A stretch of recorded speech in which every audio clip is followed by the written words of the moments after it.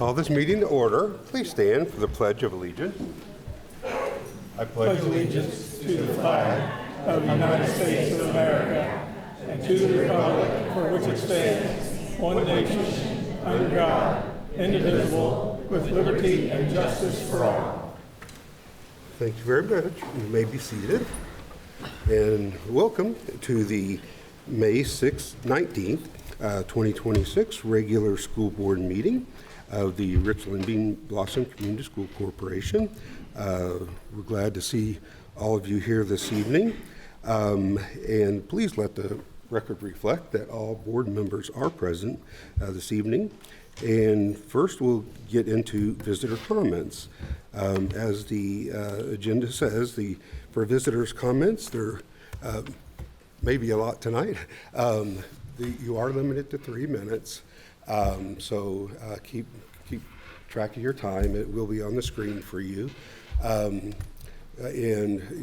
one of the things that we've always done is that there can be no negative attacks on any individual people.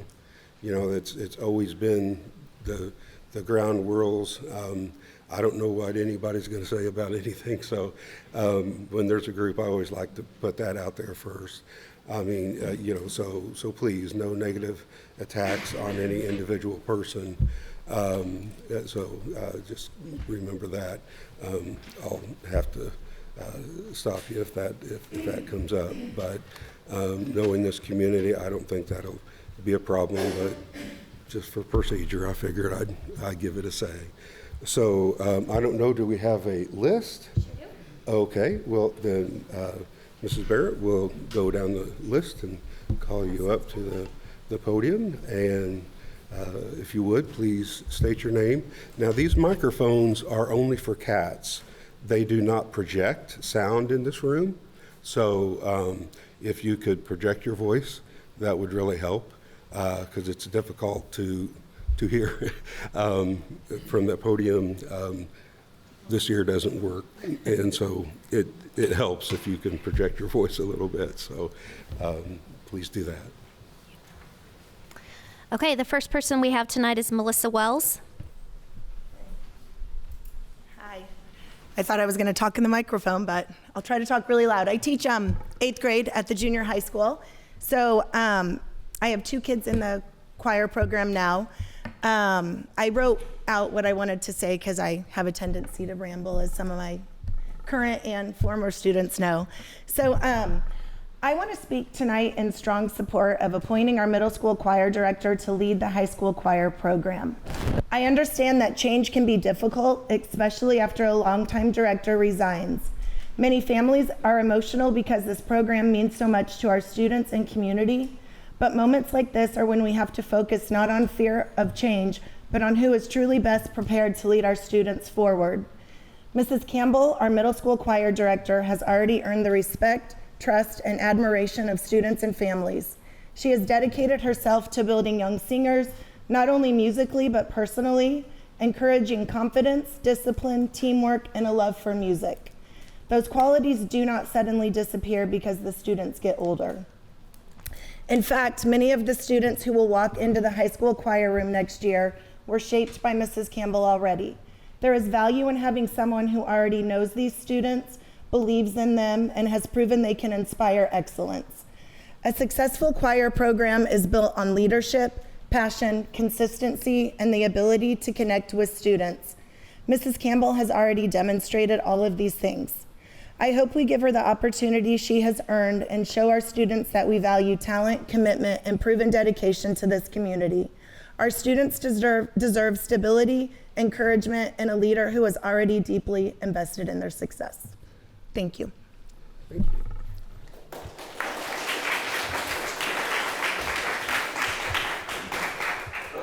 Next up, we have Brandon Wells.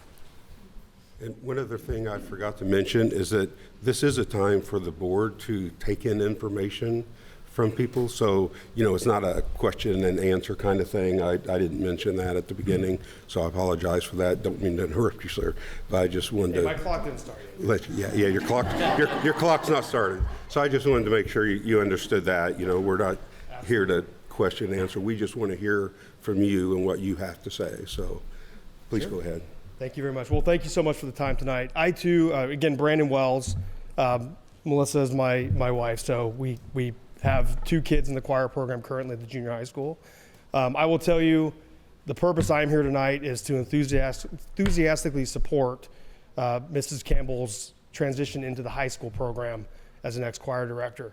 I can tell you, as a parent of her 2 current students in the program, she has put on an absolute master class in communication and imparting her wisdom and knowledge of her experience as not only a choir director, but as a student who was born and bred into this program. I do not come from that background. I'm a huge supporter of the arts, but that was not me. I'm more of a sports guy. But I will tell you, what I saw from Mrs. Campbell this last 2 years was her easing that burden for a novice like me, her making sure she's constantly communicating with parents and letting us know what our children can work on, what they're doing well. If there's any problems in the program, she absolutely communicated that at all times. And that's really the best we can ask for. And I will tell you, as a professional, as somebody who's had to hire and make tough personnel decisions, it's not easy. I don't envy your task in that. The fact that so many people here in the room speaks to the passion we have for this program in this community. And every person in this room is responsible for the success of this program. I think that is, first and foremost, something we have to consider, even if we're at opposite ends of the opinion on this personnel decision. When I'm hiring somebody in my business, and I work in the nonprofit field, I'm actually hiring somebody right now. And what I want is a deep candidate pool. Okay, and the reason I want a deep candidate pool is because I don't currently have someone in the building who's capable of doing the job, who we've invested and who we've grown within our business. You have that. You have someone who came up in this program, who has demonstrated at the junior high level that she is capable of leading this program to even new heights of success, where it's already been wildly successful. I see no reason to even entertain the prospect of additional candidates when you have an internal person you have invested time and energy in and has shown to everyone in this room and everyone in this community that she is 1,000% deserving of the job. The fact that you developed that talent, again, speaks volumes of this entire room in this community who has brought her up within this program and made her the logical successor to an already successful program. Thank you very much.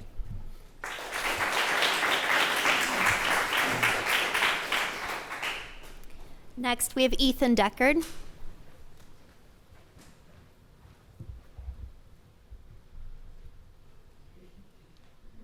I'll start when you talk. I'm ready. You go. Thank you. My name is Ethan Deckard, and I was a past student of Mrs. Campbell, and I hope to be a future student of Mrs. Campbell. I'll take you back to the first time that I was in show choir. I didn't like choir. It was not something that I really thought would be enjoyable. And then Miss Campbell showed that it's not about singing or dancing or any of that sort. It's about becoming a family and doing that with people that you know and love and that you will hope to cherish.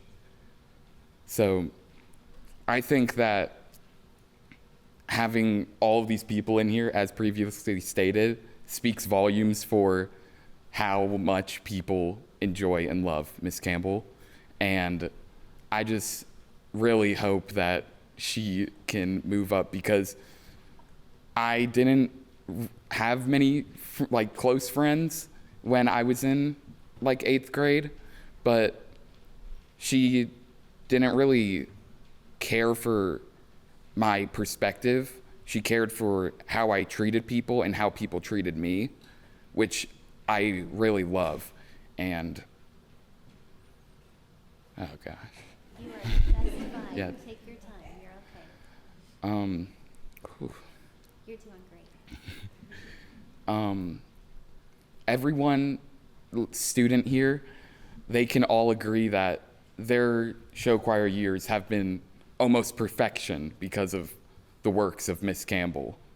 She is such an inspiration to us all, and I think that she should go up. That's all.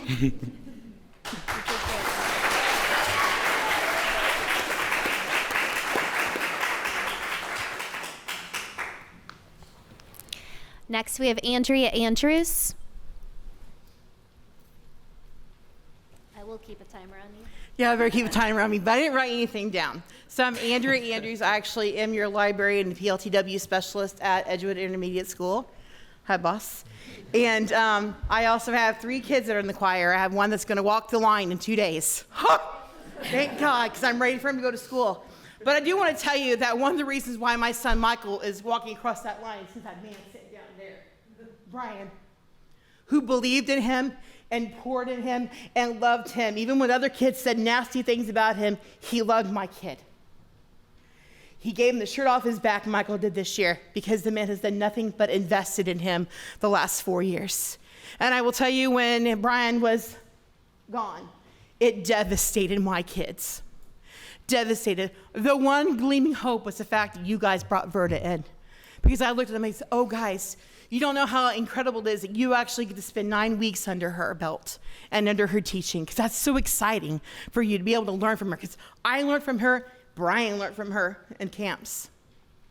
And I am a firm believer, Brian, that when God closes the door, he opens a window, and he's got a great window of blessings for you and your family.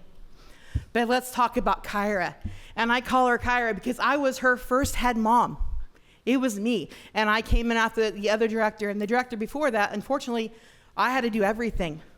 And some of these people behind you will tell you, I had to do everything. We were in charge of it all. Kyra was different. She came in, and her and I, we didn't rub well at first. But what I got to know is I got to know her. I saw the love that she has for these kids. She is from the seeds of greatness of that man down there who loved on her and poured into her life. And because of that, she has blossomed into what she is. And she's going to do nothing but continue to grow this program. She is Edgewood Choirs. It is time. And like I said, greatness to you, opportunity to you. But I want to see her do this. My kids, because of this choir program, it has brought them through the trauma that they have gone through early on in life. This choir program, it was their niche, Jen, their niche. It's where they have come alive. And my 2 young ones, who are seniors next year, were considering not even going to do choir next year because they didn't know. But the minute they found out that choir was coming, oh, thank God, Mom, we're going to be okay. And I had the chance of going in 2 weeks ago during the tryouts because Carolyn was like, oh my gosh, you got to sign my permission slip. So I ran in there, and about 3:30 in the afternoon, there was hallways full of kids who have been in choir, out of choir, kids I had never seen before, all excited because she was coming at the helm. So the Andrews family loves Brian Polson. We love Verda Slinker, and we 100% support Kyra. Thank you.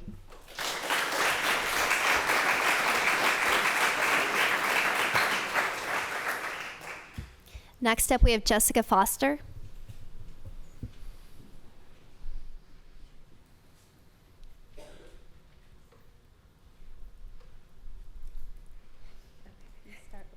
I feel like you just start talking.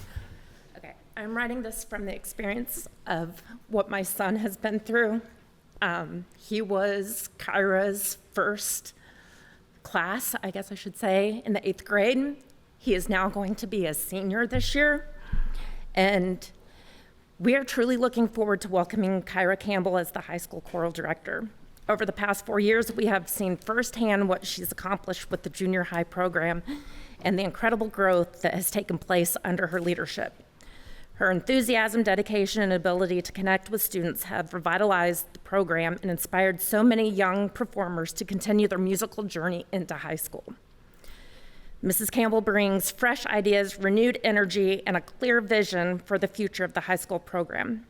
We believe she has the passion and leadership necessary to help restore the program to the level of excellence and pride that many in the community have missed for years. Perhaps most importantly, she understands the importance of creating unity between the junior high and high school programs. These programs should not feel like 2 completely separate groups, but rather one connected music family that supports and builds upon each other. Because Kyra has personally experienced the program as both a student and an educator, she understands how to bridge that gap and create continuity, encouragement, and shared purpose between both schools. We are excited about the future of the program under her leadership, and we are hopeful for an environment where students once again feel challenged, supported, valued, and inspired. We greatly appreciate everything that Vertis Linker did coming in to guide and support our students through the remainder of the school year. Her willingness to step in during a difficult time and provide stability for the program has meant a great deal to many families and students. At the same time, we believe the program is ready for a new chapter and would benefit from fresh leadership and a renewed vision for the future. We feel it is time to bring in someone who not only understands the program itself, but is also truly knows the students, the parents, and the community as it has continued to grow and evolve over the years. We believe Kyra Campbell brings that unique combination of experience, passion, and connection to the community. Her familiarity with the students and her proven success at the junior high make her an ideal person to help strengthen and unify the program moving forward.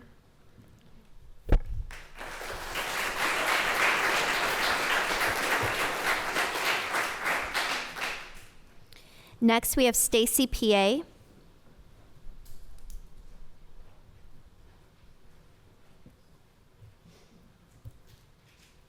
Hello, I'm the Journeys teacher at EPS, and this is very different than the last time I was up here celebrating my classroom. Dear members of the board, Dr. Sanders, Miss Barrett, it is with a heavy heart that I write this letter. 20 years ago, I began my journey with Richland Bean Blossom, and from the very beginning, I truly loved coming to work each day. Over the years, I've been fortunate to serve in many different roles, and in each one, my goal has always been the same: to make a difference, to help students, support colleagues, and contribute in whatever way I could to make our school community stronger and better. Richland Bean Blossom has been more than a workplace to me. It's been home.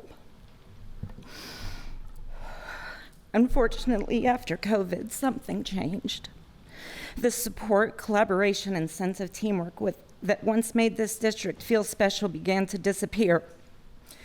Professionally, I found myself in increasingly difficult circumstances without the support or resources necessary to meet the needs of my students or protect the well-being of my staff and myself.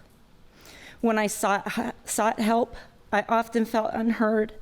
At times, I felt dismissed, ridiculed, and made to feel as if my concerns and my professional judgment did not matter.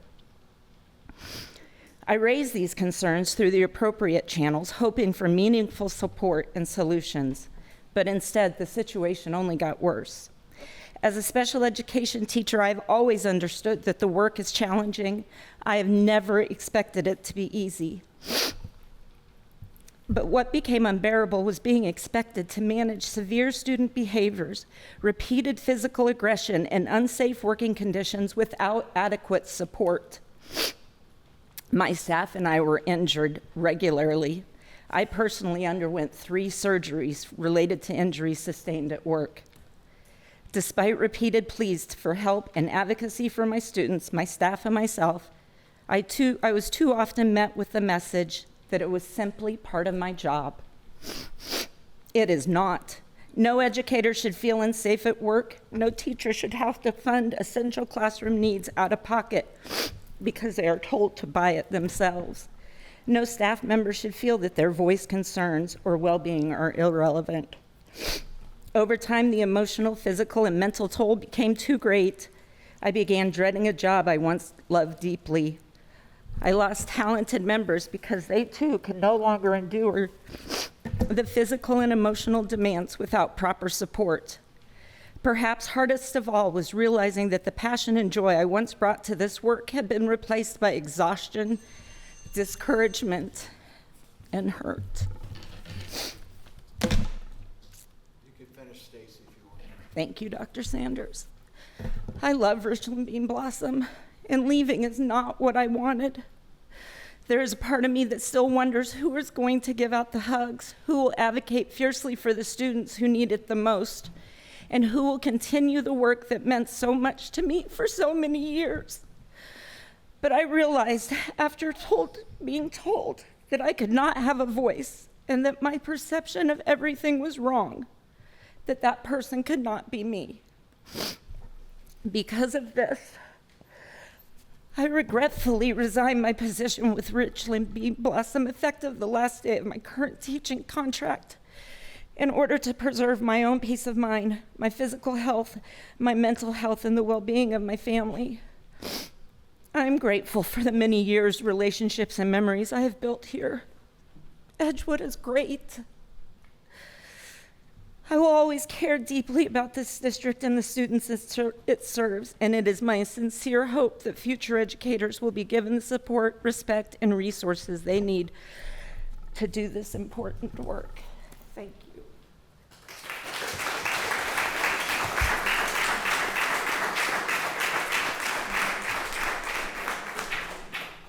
Next, we have Daniel Sessions.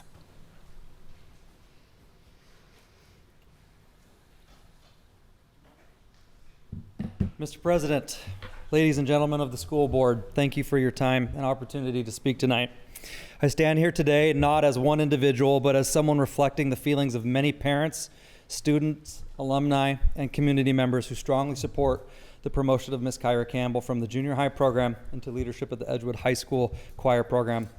While my comments tonight may seem overly redundant to the prior comments offered, I opine that this redundancy only amplifies them. Quite simply, Ms. Campbell has been one of the best things to happen to Edgewood Show Choir program in years. Her energy, professionalism, work ethic, and genuine investment in students have elevated morale, participation, and excitement throughout their music community. Students respond to her because they know she believes in them.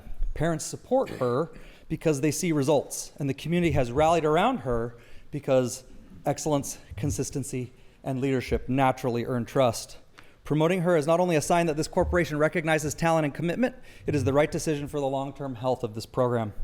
I know a concern has been raised that the corporation may not have conducted a long enough search before arriving at a decision, but I would respectfully ask, how long should a district continue a search when the right candidate is already standing in front of them? Ms. Campbell is not an unknown quantity. She is a proven leader, a proven teacher, and an Edgewood alumnus who already understands this community, its traditions, and its students. She has already demonstrated an ability to build relationships, inspire excellence, and positively grow these programs. Sometimes the best leadership decision isn't the longest process, but it is recognizing proven excellence when you already have it. Strong programs are built by empowering strong educators. When schools identify exceptional leaders, they should support them, develop them, and place them in positions where they can have the greatest impact on students. Mrs. Campbell has more than earned that opportunity. Students deserve a safe and stable environment. Students deserve positivity. Students deserve leadership focused on growth and development while providing an enriching educational experience in the classroom every single day. And that is exactly why this decision matters. Mrs. Campbell represents an opportunity to move the program forward, to restore unity, rebuild trust, and refocus the culture around students, music, excellence, and opportunity. I encourage this board to stand confidently behind this promotion and send a clear message that the RBB CSC supports educators who inspire students, strengthen programs, and elevate the entire community as a whole. Thank you for your time.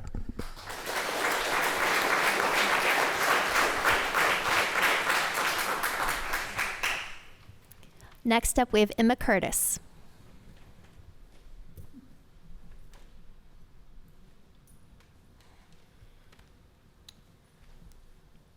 Hi, my name is Emma Curtis, and I'm a show choir student here at Edgewood. I just wanted to share my experience about Mrs. Campbell. Mrs. Campbell is the one who encouraged me to join the choir, and it made a real big difference in my life. If it weren't for her, I wouldn't have found my passion for show choir that I have now. Whenever I felt nervous or unsure, she made me feel confident in myself. She believed in my leadership abilities and gave me a chance to be a dance captain. In the classroom, she was a great teacher and always understood what I needed to do. I always understood what I needed to do, and I felt very prepared when coming into the competition season. Mrs. Campbell taught me a lot of things that I use in my everyday life. She taught me to always be empathetic with my peers. She would always tell me that you never know what someone is going through and to always be kind. She would teach me that hard work would pay off, and I would spend a lot of time rehearsing, preparing, and looking at videos just so I could get better.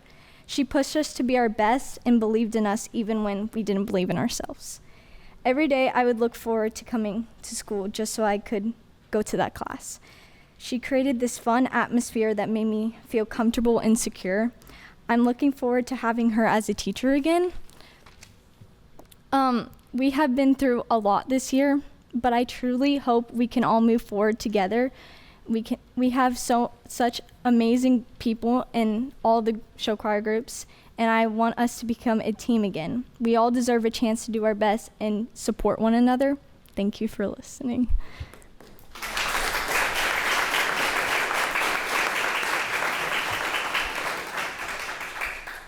Next, we have Molly Kiefer.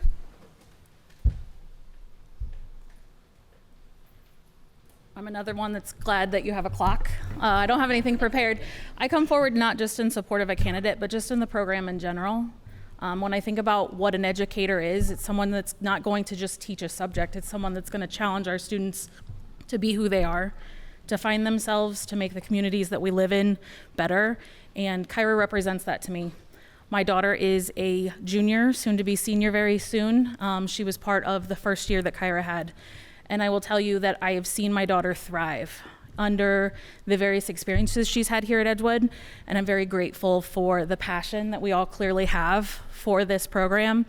But when I think of what I want her to experience in her senior year and what the representation as she becomes a young adult, I think of the values that Kyra taught her in her 8th grade year, to be herself, because that's who she's meant to be, to find her passions, to make the world around her better, to treat people with kindness.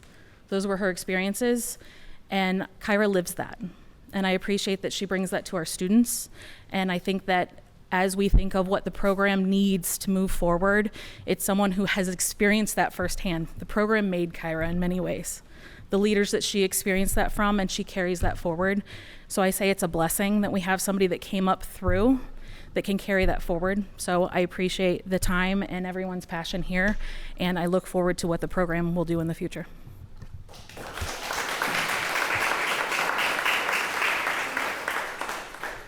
Ethan Staggs.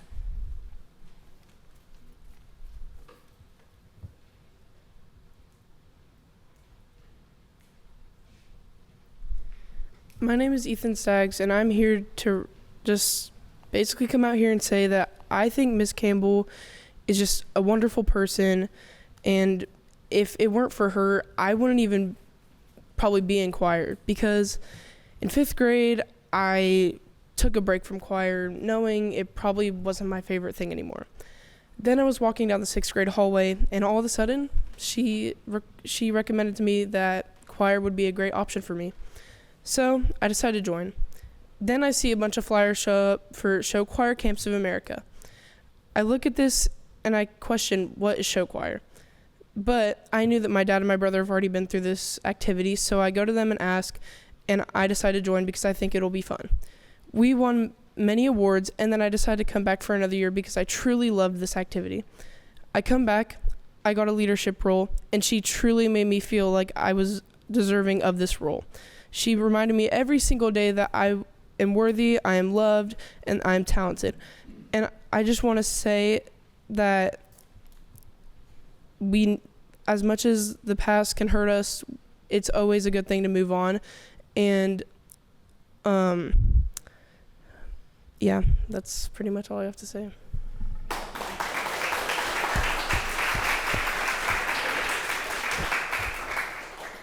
Molly Osgood.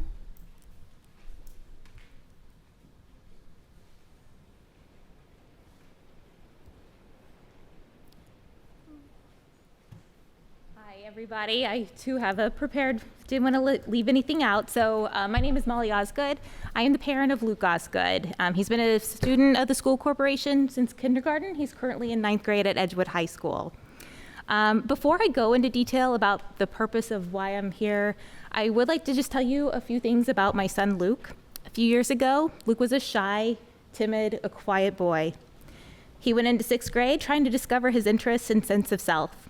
As a student who was not involved in athletics, in a culture where boys are often expected to play sports, he struggled at times to find where he belonged. So this brings me to why I'm here today. My husband, Matt, and I want it clearly known that we have full confidence in Kyra Campbell's ability to lead the high school show choir, and we support her wholeheartedly.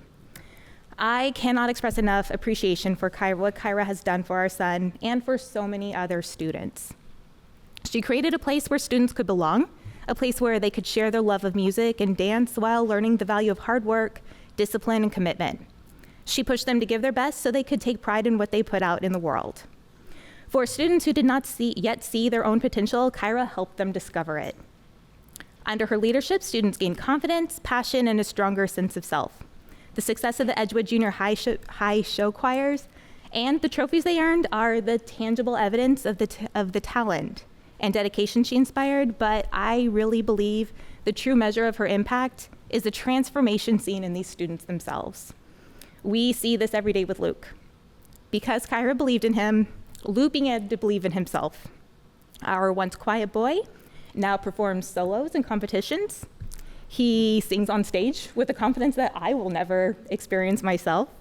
And he has so much self-confidence, and he's willing to put in countless hours of hard work that challenge his stamina, focus, and self-discipline, all under Kyra's guidance. So now, when people ask Luke the question so many boys are asked, what sports do you play? Luke looks them in the eye and says, I'm in show choir. And we can't thank Kyra enough for giving him that confidence and for that sense of belonging. Thank you.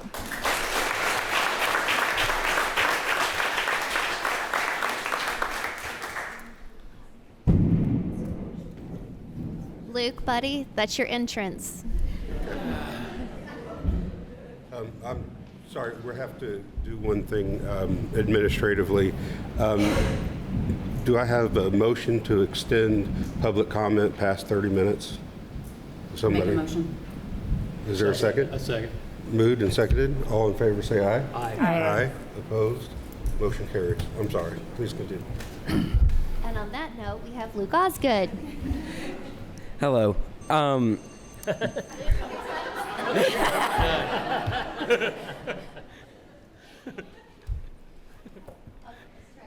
So before I joined show choir, I was very shy and quiet. I didn't know a lot of people, and I wasn't in a single extracurricular. Mrs. Campbell gave me a lot, and a lot of other people, the chance to be in a group where everybody cares for each other and works as a team. Mrs. Campbell was extremely supportive of me the 3 years I had her and truly helped me gain more confidence and courage. Without her, I wouldn't be where I am today in Music Warehouse and even theater. So many people were given the chance to grow because of the opportunities and support Mrs. Campbell gave.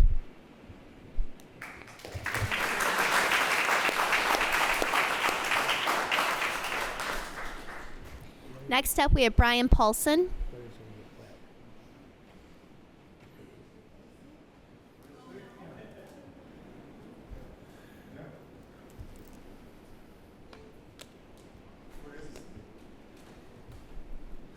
I would like the opportunity to thank some of the thankless. And that includes a lot of the people sitting in front of us. I usually only make one pilgrimage over to see the school board, and that's when I'm like proposing a trip, you know, like when we were going to New York or Florida or any place else. But, you know, Mr. Tucker, my first encounter with you was in my second year of teaching at the junior high. And I brought 100 sixth graders over, and I didn't know anything about a facilities request use form thing. And I figured just throughout the day, the auditorium is going to be clear, right? So I go in there, and Ms. Murphy is in there with her 8 or 9 students, and we go in there to try to set the finale for one of our concerts. And so he's like, what are these kids coming in here? And so, but you were kind enough to let us stay, and you have been a kind, generous, respectful, and trustworthy individual and I've really welcomed your leadership and thanked you for your leadership. Ms. Jacobs, I don't know as much about you, but I know that you empower the same integrity and leadership that all of the other board members have. And so I look forward to seeing you continue to go on and do the best you can, just like all these other board members. Do the best you can for all the years that you have to come. So thank you so much. Mr. Journal, you and I go quite a ways back.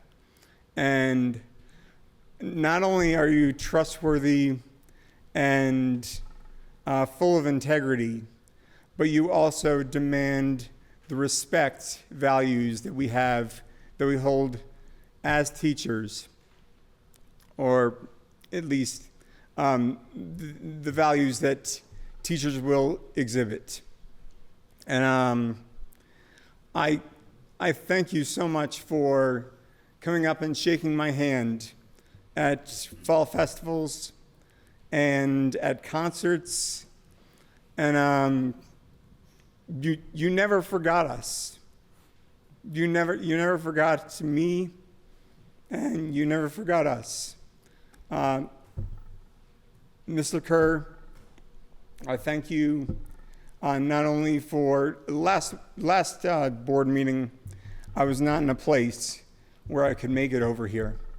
I'm a little bit more composed, and I can make it over here now.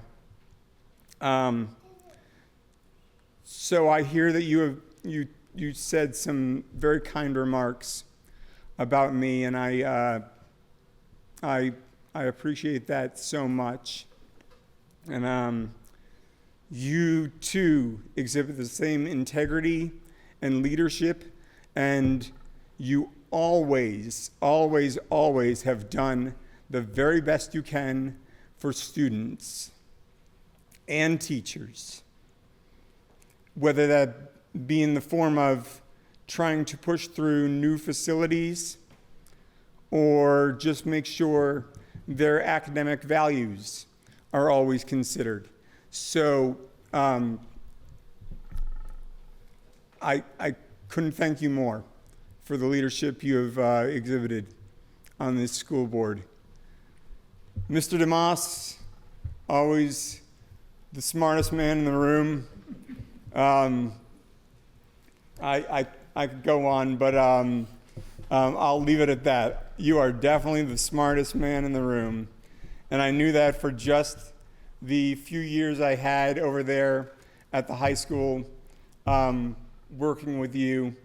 And you were always a role model to me. And that's not just because you were Mr. Jeopardy, but you are always a role model to me. And now you're a role model. Your students, when you taught them and came into our choir room, would always praise your name for everything you did for them. And so thank you all up here so much for what you've done. You are the ones who never get thanked nearly as much as you should have. You can add the principals along with that, but you never get the same admiration as some we teachers have gotten in the past, and certainly the students where it should fall the most to begin with. So, did I miss anybody? I know I missed certain people. Where? Brad. No, I started with Mr. Tucker, yes, he is a fantastic individual who always has his heart in the way of students, in the way to students as well. Always puts them first and foremost, as you all do. And I don't want to run over too much over time. My students had always said that I talk too much, and so I'll try to not do that. And so just know that you are thanked. Know that you are appreciated for what you have done and will continue on doing. So thank you all.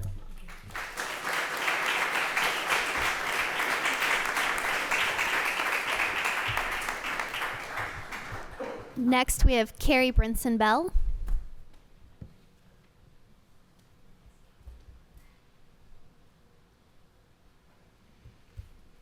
Hello.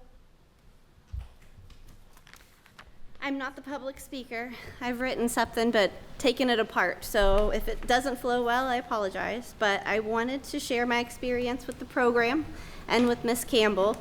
She's been a wonderful influence on my son from mentorship in junior high and beyond. My son signed up for show choir the year that Mr. Dodes left as a 7th grader. We came to understand that COVID was a huge setback to the program, and Miss Campbell took it over and took that junior high group of very few kids with very little excitement or very little understanding of show choir and turned it into a big deal. She advocated for the program and for the kids, turning one show choir into 2, mini warehouse and sophisticates. By my son's 8th grade year, I joined the leadership team and worked closely with Mrs. Campbell. I got to know her better as a person. She shared that she was Brian Polson's student, and being a part of show choir in high school was a highlight for her. Her home life growing up wasn't the easiest, and it was clear that choir was the place she was the happiest. She said it was always her dream to return and teach show choir at Edgewood. I listened to her aspire to unify the junior high and high school programs. It impressed me that her vision was not only focused on her junior high program, but also her outlook was set on what her group of outgoing junior high students could be for the high school program. She continued to want to build a community of connection. When I hear stories of how Mr. Polson inspired Kyra Campbell to be a music teacher, it hits home because of the impact she has had on my son.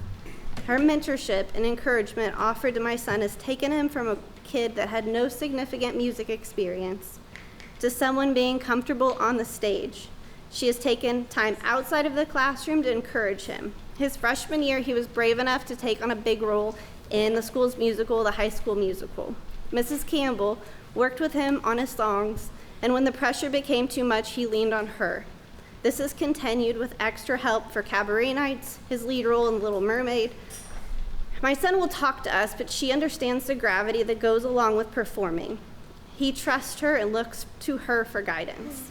We could ask no more from our children's educators than to be an influence towards personal growth.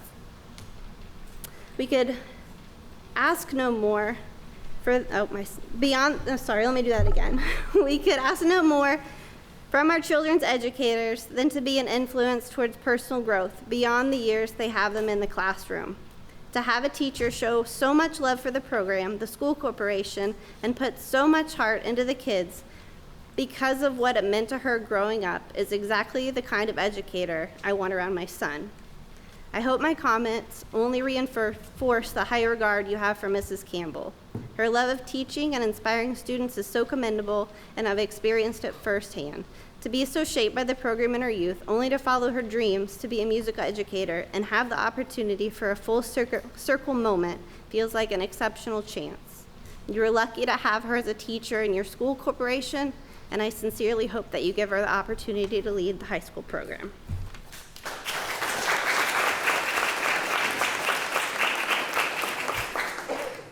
Next, we have Bridget Devitt. My name is actually Addison Devitt. I am an alumni of the Edgewood Choirs program, and I have decided to pursue music education as my major in college at Ball State. Throughout my first year in college for music education, I have learned many qualities that are needed to be a music educator, and I believe that Mrs. Campbell exemplifies all of them very well.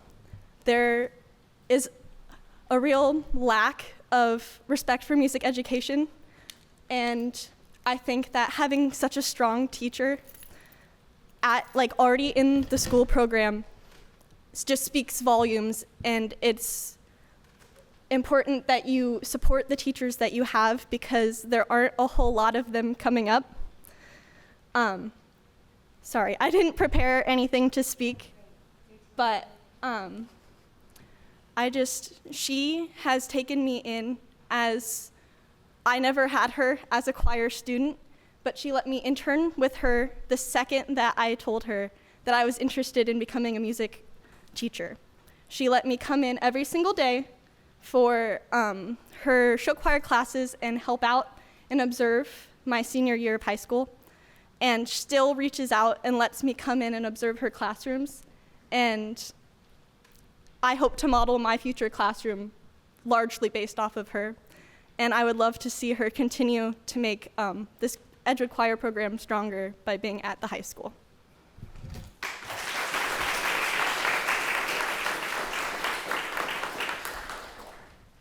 Next, we have Ken Bykoff. Hi, my name is Ken Bykoff, and I was with my son Charlie at Bradford Woods when an email wedged its way through the trees, and with the announcement from Principal Ackerman that Kyra Campbell was going to be the next choir teacher, and I was thrilled with it. There's a wave of relief that went over me, because I saw when my son Nick, who's going to be a rising sophomore next year, was in show choir, how he grew as a person, how he came out of his shell, how he just blossomed on stage in a way that we never saw at home.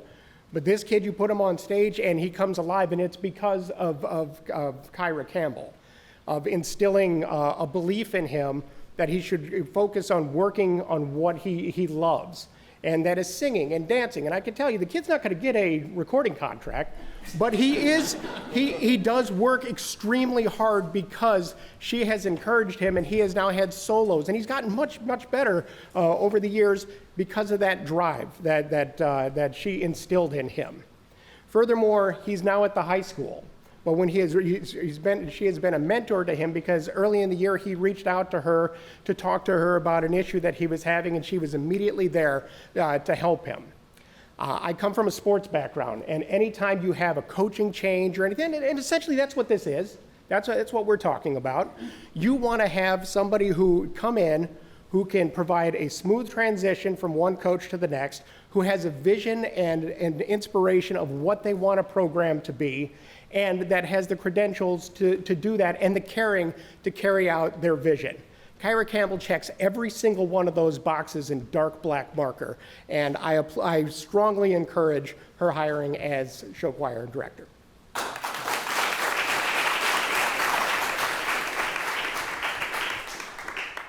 Last but not least, we have Josh Chavez.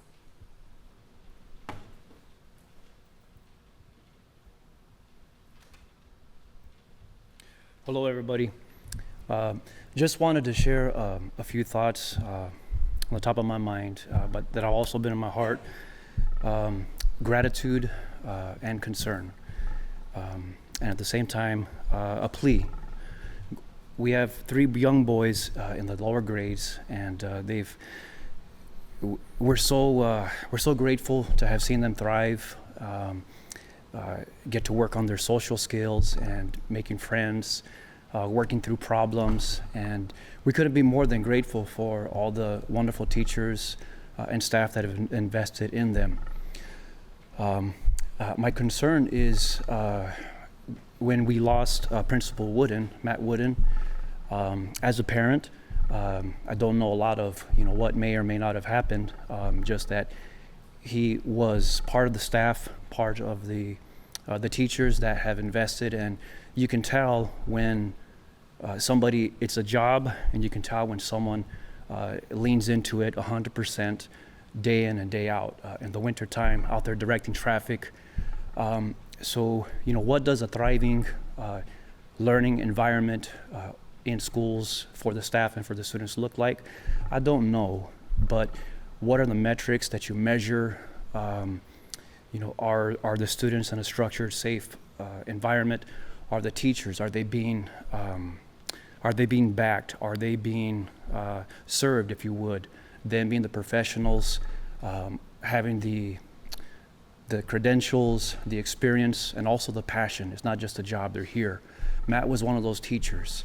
And what did we as a community, as a district, leadership, staff, did we do everything that we could? Do we even know what the metrics are? And if we do, what was done to make sure that Mr. Wooden could have stayed here, coming from, working his way up, knowing so much about the ins and outs. It's not enough if we, as parents, just don't yell at our children every day. It's not enough if we just are kind to them every day. It's our responsibility to somehow find moments of clarity, to be able to talk with them, understand them, what's going on in their lives, to be able to find what are some of their God-given talents, if you will, some of their inclinations. How can they potentially make an impact in this community and in this world? And when we have the metrics and people are having the backs of our staff and giving an ear to the parents, and doing everything they can to free up the teachers to do what they do best, help these children reach their potential. They are now and in the future preparing and doing everything that we possibly can together collectively to help these children reach their potential, not just maintain losing talented staff. But that's my concern, and my plea is that we could, as a board of directors, as superintendents, as teachers, as a community, that we could not just be busy about our duties as leaders, teachers, or parents, but that we could find those moments of clarity to be able to connect with our teachers, see what they need, free up their hands so they can focus that much more on helping our children reach their potential, their God-given talents, so that they can make the world a better place. We're very fortunate with the district that we have at this time, and it breaks your heart to see other areas of the country, maybe bigger cities, with just the problems and difficulties that they have. But we are not there right now, and that is my plea, that we could, as a team, and if you guys would let us know as parents, how we can come on board and help free up your time or the teachers to have the staff's back so that we don't lose any more talent like Principal Wooden. So, thank you.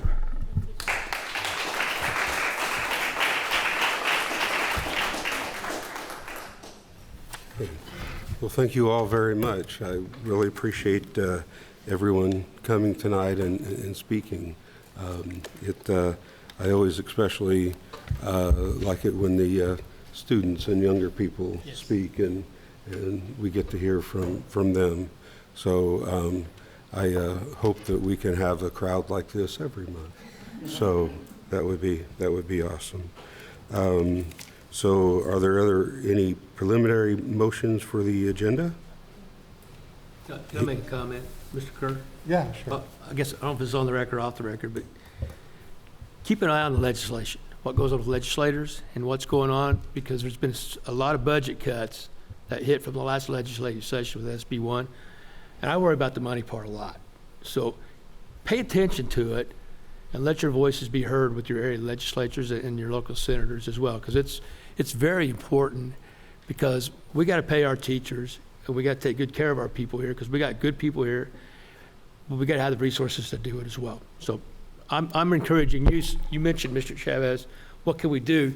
That will help a lot to reach out to your legislators. Okay, thank you. Anything further? Hearing nothing, we'll move to our consent agenda. And first, we have approval of minutes from April 21st, 2026. It was our regular board meeting. Then we have the treasurer's report for April of 2026. And Mr. Durnall, the claims, please. Thank you, Mr. President. For gross wages on payroll is for April 3rd, 2026 is $84,840. For gross wages on April 10th, 2026, $851,465.30. For gross wages on April 24th, 2026, $862,661.36. and for gross wages totals $1,798,966.66. For vouchers, claims, and prepays, April 1st to April 30th, 2026 is $1,539,189.49. For claims and regular vouchers for May 19th, 2026 is $480,609.46. For vouchers total of $2,019,879.95 for a grand total of $3,818,846.61. Thank you, Mr. President. Thank you. Next, we have personnel, resignations, retirements, non-renewals, leaves, and terminations, C1 through 18, and personnel appointments and transfers, D1 through 24. We're also excited to have two donations. The first is from Donors Choose for supplies for Mrs. Freeman's class. And then there's a donation of 4 remote control toy trucks valued at $1,479.80 for nutrition services from whom? Anonymous. From Anonymous. I wonder what nutrition services we use with toy trucks. I can't wait to see. That sounds exciting. So do we have a motion on the consent agenda? I'll move approval. I'll second. Moved and seconded. Any discussion? All those in favor say aye. Aye. Aye. Opposed? Motion carries. Dr. Sanders, you wanted to do an introduction. Yes, I am very excited to welcome Robert Boltinghouse back to the Mustang Corral. I've known Robert for several years now, and we had a conversation a couple years ago, and I hung up the phone, and I just thought, man, that is a good guy. He's a great educator, and now we have the opportunity to have him on board. Robert is a 1998 graduate of Edgewood High School, and I heard he's pretty good at football. But he earned his Bachelor of Science degree at Indiana State University, Master of Science degree from IU, and he is currently working on his Education Specialist degree at Indiana State University. He has 22 years of experience in education, the last 7 years as principal at Owen Valley High School. And when I called his references, they had nothing but flying colors to say about Robert, and a lot of people have. I don't know if you've paid attention to social media, but Robert's hire was a big hit in the community. So stand up. Stand up, Robert. We'll let Cats get a picture of. So Robert.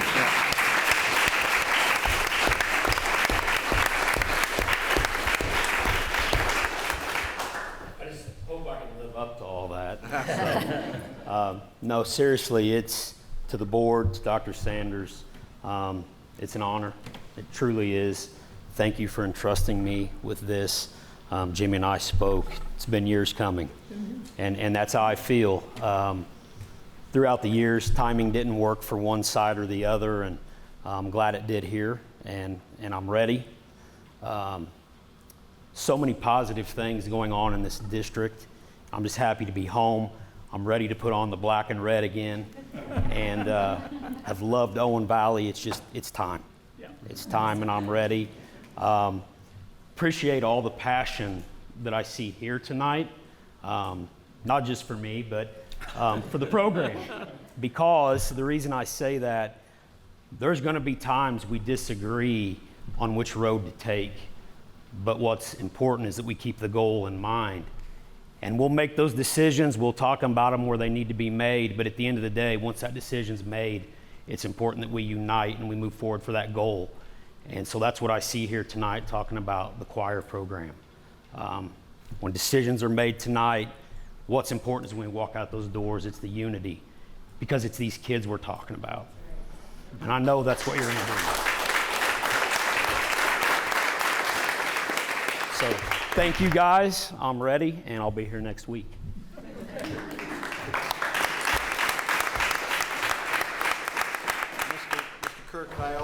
introduce Robert's wife, Alita, and his daughter, Ashlyn, and Adeline.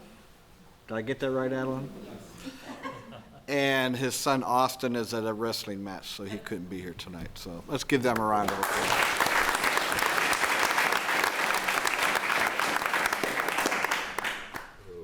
So glad you're part of the family again. So thank you so much for coming back and joining us. Okay, we'll get into our regular business. We have consideration to approve the 2026-2027 classified handbook, and we have Mrs. Shockney for that. I will say that, you know, the classified handbook is really important information, and if you want to stay and continue with the meeting, you're welcome to, but we can take a pause if you would like to go home for dinner. We'll forgive you. We understand. I know you've Yeah, been through a lot of meetings. So we won't, you know, make you feel awkward if you Dana, would like to leave. Thank you so much for coming. Can I make a Oh, comment? yes, before yes, they please, leave? wait a second. I just wanted to make, we usually do our comments in the end, but I wanted the students to hear what I had to say, because this pertains to them. I had a lot of students reach out to me, in particular. I think the board members as well have. We know that you guys are going through a lot. You've been through a lot. I chose this position because of you, because of the students. I didn't choose it because of your parents. I didn't choose it because of anything more than pursuing avenues that students needed in order to gain in their life. So I just wanted to tell you that, you know, my decision, I'm not speaking for the rest of the board, but my decision was solely based on the information I was given from the students. I did not, parents, I'm glad you spoke, but that's not who I am working for right now. In that decision-making that we have heard so much about, I wanted the students to lead in their avenue, in their own voice. And so I wanted each one of you to know whether it was a decision that you wanted or you didn't want. You wanted it to change however it may be. No matter what it is, continue on. Be proud of everything that you're going through, whether it was a hard decision, not where you wanted to be, or exactly where you want to be. Stick together with your friends. Enjoy this time. It goes by quickly. My baby graduates next week, so it goes by quickly. Enjoy every single moment you're on stage, no matter who your director is, no matter who your principal, your teachers, you enjoy that moment. Take it in and move forward. And I'm so proud of you guys for everything that you've accomplished. I enjoy being able to tell the community that I'm a board member of these students here at Edgewood. I'm proud of all of you. Continue to go forward and move mountains. Couldn't have said any better.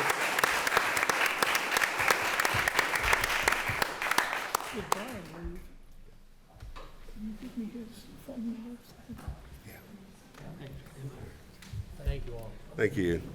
See y'all. Move forward again. Good seeing you. I'll try to.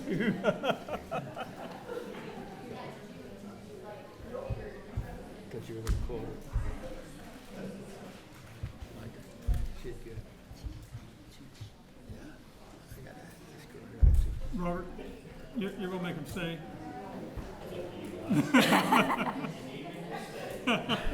Hey, listen to your wife. Okay. Yeah. All right. Enjoy the night. You'll get Welcome more back, opportunities Robert. to come. So. Yes. Yeah, you'll get plenty.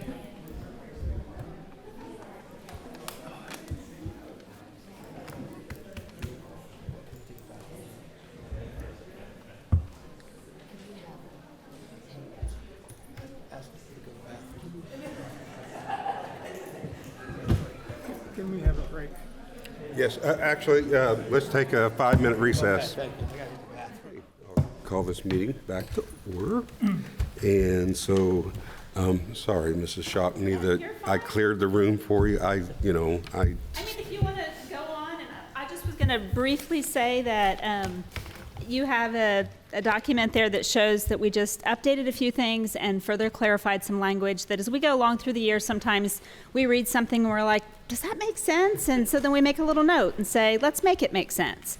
And so we updated some language to make it make sense. And then in addition, I think the most exciting part about our classified handbook this time is the addition of the nutrition services addendum. It was a handbook prior, so that was already approved, and we had that, but we added it into the back of the classified handbook, and then we created a new addendum for the maintenance and custodial staff specifically. And so that has been added, and it's on the back of the handbook. We also have a link to the e-learning handbook. That a link's been put in there so that when staff go to the classified handbook, they know where to find that e-learning handbook now. So those are some of the things that I think are really neat about this new edition that we're putting out for 26-27. Thanks. Thank you. Do we have a motion? I move approval, consideration to approve the 2026-27 classified handbook. Second. Moved and seconded. Any discussion? Thank you for the updates. Yes, thank you very much for putting it together. Yeah. All those in favor say aye. Aye. Opposed? Motion carries. Next, we'll look at the RBB CSC Artificial Intelligence AI Guide. I wish it was just none, but again, Mrs. Barrett. Yes, what you guys have in front of you in the board packet is a request not to vote on policy. We already have the policy in our handbook. This is really taking the policy that we have through Neola and putting guardrails around it. I laughed the other day. My daughter walked into my office and she noticed I was using Google Gemini as I was working on a grant. And she immediately said, "What would Dr. Sanders say if he knew you were using AI?" And I said, "I don't know. Let's ask him." And I said loudly, because we share a door between our offices, and he walked in and he said, "I would say, why not?" So we really need some guardrails in place with AI. And this is a living, breathing document. We're going to have adjustments to this a lot. AI is growing. And as K through 12 schools, we are just now in the beginning stages of learning how to incorporate this. It's difficult for teachers. It's difficult for teachers to use themselves, and it's also difficult for teachers to know how to teach students how to use it.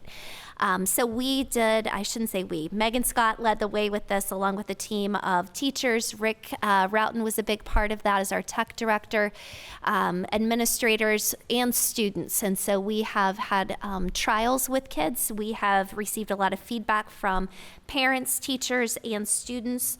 And we are ready to roll out our first try at this guide. Like I said, know that it's our first shot at this, and it's going to have a lot of work to do as AI is growing and adjusting, and we're learning more every day. But we ask you to approve the guide for next year. This will also be in our handbooks, which I'll bring to you in June for approval. I'll move approval of the AI guide. I'll second. Any discussion? It will be a challenge for teachers, for administrators. I hope that students use it wisely. They will use it. I hope they use it wisely. Yeah. And it's going to be it's a brave new world. It sure is. It sure is. And the rubric that you guys put together, yeah, it's going to really help. It's a guiding light for teachers and for students both, but it has to be communicated well to them. 100%. Because I think it is a working, that, living document. Yep. Yes, that helps students understand when and how they can use AI and how they'll be assessed in that way. I think it helps our teachers a ton. So I'm excited to see that in implementation as well. Anything else? All those in favor say aye. Aye. Aye. Opposed? Motion carries. Now there is a approval of new positions at RBB CSC. One is the multi-language learner or the English language learner interventionist. Another is a elementary registered nurse. And the last is exercise science teacher for 1 period a day. Do we have a motion on creating these 3 new positions? I'll second. Moved and seconded. Jennifer, would you please? Absolutely. We like acronyms in education, so whether you call it MLL, multi-language learner, ELL, English language learner, or ENL, English as a new language, it all pretty much means the same thing.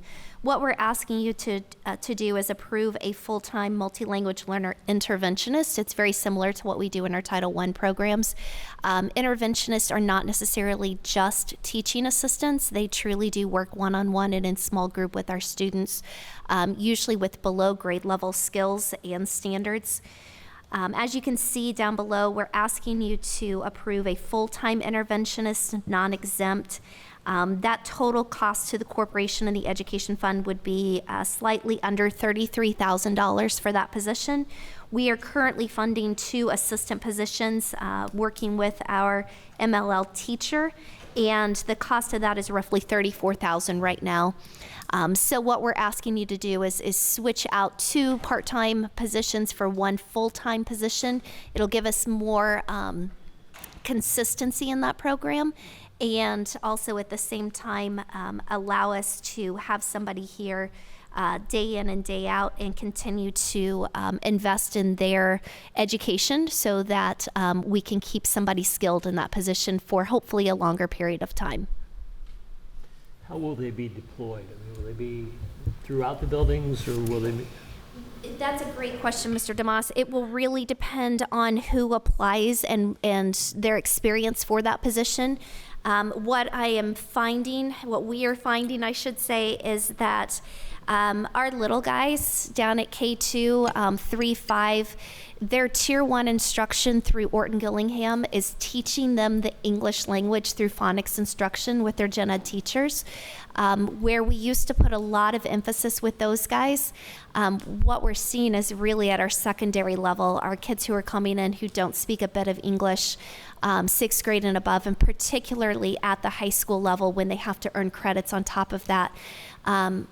I can say we as a district are not doing a great job there, and that is not from lack of trying. It's we're still trying to tweak those systems and make them the best we can.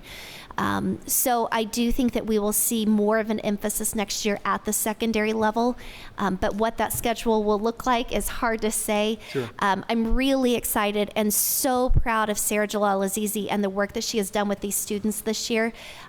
We have had, I believe it was 6 students who tested out through WIDA, which is the highest number we've ever had. And in addition to that, we have another 5 or 6 who potentially can test out of the program through a portfolio that she will submit of evidence of their growth in the English language. This would be huge for our program, huge for our kids. We want them to eventually get to the point that they're testing out long before they get to high school, other than those students who move into the district. And Sarah has made huge strides in that this year. So I'm just really proud of the work she's done in 1 year's time with this program. Anxious to see the growth that we put into it next year as well. Well, I just know I had some English language learners who would come in, and I felt completely powerless to help them because I'm not a language teacher. I'm an English teacher. There is a difference, and and we never had that. So I'm glad that we're taking those steps. So we're going from 2 part-times to 1 full-time. Going from 2 part-times to 1 full-time. So it's a push financially. It's basically a push financially. Perfect. Yes. Perfect. Okay. Yeah. Is there an adult class? I mean, I can speak Hoosier really well, but I'm not very good at English. So I didn't know if... That's a great question, Mr. DeMoss. Okay. Hoosier and English have a lot in common, I'll say that. I just said today, my Greene County came out in my speak, and I had to reel that back in just a little bit there. So nothing against Greene County, born and raised, but it does come out from time to time. All y'all have any more comments? Ewan's. Yins all have any more? That's right. No? All those in favor say aye. Aye. Opposed? Motion carries. Sorry, went a little out of order on that one. Approval of the ELA adoption for the junior high, grades 6 through 8. Mrs. Barrett? Yes, were there any questions on the elementary RN or the exercise science teacher? I just want to make sure there aren't any questions before I move away from that. We're going to have 2 registered nurses in the whole corporation now. We will have 2 registered nurses. One of them is right here if you have questions for her. So we'll have 2 registered? Yeah. And then, give me the hierarchy again. Currently, I'm the only registered nurse on campus, and then we have health aides in all of our buildings. So we would go to having, my office is in the high school, so, and then this one would be stationed in the elementary school. There are lots of reasons for it. We have a significant number of medical needs at all of our buildings, ranging from seizure disorders, mitochondrial disorders. We have currently 9 diabetics in the corporation. Since I've started, we've had as many as 11 or 12 at one time. That's a lot if something happens for one person to try to manage. Our health aides are great. They're really, really great. I don't want to take anything away from them, but they don't have the assessment knowledge and things like that. Also, there's the off chance that I'm dealing with an emergency at the high school and there's an emergency on the bus lot at the elementary school or at one of the other buildings. This person would be stationed at the intermediate and they would be a support for the primary as well, for that health aide if they had questions or emergencies or concerns. Okay, then there'll be a separate health aide at the learning center? Or the There's learning a health aide at the, each building has Okay, one, and yes. the So EIS will this have would, the RN now. so this would take place of the health aide at the intermediate campus. Okay. And we should probably also note, it's not, that person doesn't always have to be at EIS. Correct. It's an elementary RN. Right now, the health assistant at EIS resigned effective May 1st. So we are, I shouldn't say we, again, this is all Hannah has been working this out to make sure that we are covered across the district. Okay. So if in a couple of years something would change and that RN position moves to EPS or moves to ECC, the main objective here is to have an RN on that side of campus. Gotcha. So that we have somebody who can get to an emergency as quickly as possible, given some of the high needs with students that we have. Okay. We have been very fortunate with Hannah. She is quick. She can get across campus in a split second, it seems like. Get stuck in pickup traffic. If she doesn't get stuck in traffic. And in addition, we've been very fortunate that we haven't had 2 major emergencies at the same time. But with almost 2,700 students and almost 400 employees, she is responsible for a lot of people at any point in time. Gotcha. What about the preschool? This person would support that, essentially that side of the street. I just heard EPS and EIS Yes. and here preschool. Yes, we have a health aide there. So you This support person, yes, that as well? if there were questions or if there were emergencies over there, this person would be the first point of contact. If they didn't have the answer, then they would come to me. Just wanted to make sure they weren't left out. They're not. Definitely not. Thank you. Do we have a motion? We approved all 3 of them. Oh, we approved all that? Yeah. Okay. All right, okay. We just didn't discuss the other 2. Line 9, yeah. Okay. So, approval ELA adoption for grades 6 to 8. Yes. So what you have in front of you is a quote from Savas. This is for grades 7 through 8 ELA. I have brought you these over the last several years, and each time I've brought them, the numbers have just been numbers, but Paul has trained me well, and these numbers don't feel like numbers anymore. This is a heavy amount I'm asking you to approve. It's $87,636. These are consumables, as well as digital licenses for our 6th grade through 8th grade students for an ELA curriculum. I'm asking for a 4-year adoption on this that will put it in line with our K-5 adoption, everything expiring at the same time, so we can look at 7 through 8 collectively in 4 years. Like I said, I don't come to you and ask you for this lightly. This is something that our ELA teachers have spent a lot of time going through individual curriculums that are out there, and it came down to 2, and ultimately between the 2, they did not have a strong preference, so it came down to price. Textbook companies are getting richer while our education funds are dropping, and I was able to negotiate with a company that we will pay 60% of this year, 40% of it next year. That will help. I had figured about $50,000 into this year's budget to be able to pay for this. It will be about $57,000, I believe, is what it would wind up being. So slightly over budget in terms of what I had estimated in for this year. But I have some ways and have built some cushion in there to make sure that we don't go over that. So I feel comfortable bringing this to you, and I hope for approval for it. I move approval of the ELA adoption for junior high. I'll second. Any discussion? So you say about 57,000 this year, and then the Yeah, other I'm trying to remember off the top of my head, Larry. I just looked at that number earlier today. I had asked for a 50-50 split between this year and next year, but because we had not agreed to a 6-year adoption with them, the company would only go 60-40 with us. Right.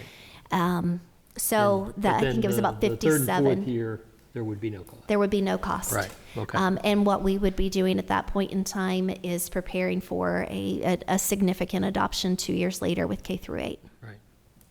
Thank you. Okay. All those in favor say aye. Aye. Aye. Opposed? Motion carries. Next, we're going to look at the recommendation to award of a bid for the elementary student Chromebooks for 2026, and we have Mr. Roughton. 88,000 she was talking about, small. Hers is small. Hers is real small. Maybe yours should come first. I think so now. Scott, do we have a defibrillator in the building? I saw the number on this one. Well, she can do that. 3PR here too. We'll make sure everybody's alive tonight. So, yes, the first one is for Chromebooks for the elementary schools, EIS and EPS. The Chromebooks are pushing 6 years, so they're at their end of life. The batteries are failing. The teachers are complaining every day that they're not staying charged on the students' desks. A lot of the screens and keyboards they're showing their wear. And so also we have a portion with Google that is called auto updates, and that is coming to an expiration on this particular model. We did extend this particular model per Google's last couple of years because it was originally supposed to be expired in 2025. So it actually expires in 2027, but the amount of Chromebooks we have to do and the time it takes to get them all done, we need to move on the process. So we did the bids, and there was competitive bids that came in. We did, we tried to do our best, but when you're talking 1,800 Chromebooks, and you're also talking in a time when all computer stuff is out the roof these days, memory, hard drives, LCD screens, it's not inexpensive. So tonight, Trafera is a company that we've worked with before for a previous purchase of Chromebooks for the high school, and they again won the bid process for the least amount of $879,300. So yes, that is substantial funding for the Chromebooks, but we are in need of this to continue our education program and curriculum materials for the elementary students. I noticed the thunder roared. That timing was just perfect on that. I timed it just for you. And this will be paid out of general obligation bonds from 2024. This was part of our original planned budget from the. Yes, Correct. We planned for this, correct? Yeah, we planned for this budget for the Geo Bond for all the technology stuff. The monitor, The next one will be monitor coming up. solution 60, that's for the classrooms then? That's on the next one? Yeah, the next one, okay. We'll Keep get going. that one. I want to get this one fast first. I'm just gonna- I want to get this big one done first. I'd move approval. Yeah. I see it. Call for the question. Is there a second? Yeah, we second. Moved and second to call for the question, so all those in favor say aye. Aye. Opposed? Motion carries. Okay, I can breathe. It's been a rough week. All right, well, while you're there, just stay there. And now there's a recommendation to award interactive monitor solution bid. So again, we had this in our budget, Geo Bond for interactive monitor replacement, or actually projector replacement. We're starting with the elementary school. Elementary school uses their projectors a little different. They actually produce their image on a screen that is on a cart, and they can touch it and they can do everything they want. I know that they were here before I arrived. I'm going to look to Jennifer and Andy. They've been here for 2016, 2015.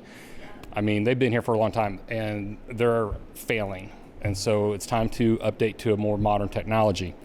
So instead of going back and trying to do the projectors and a screen, we're doing interactive monitors, which give them much more flexibility, can handle a computer in there so it actually interacts with them more effectively, gives the kids an opportunity to do more colors and fingers touching and things on the screens. So we did go out for bids and quotes. We put in a recommendation that we want them to be 75-inch as the size because the classrooms.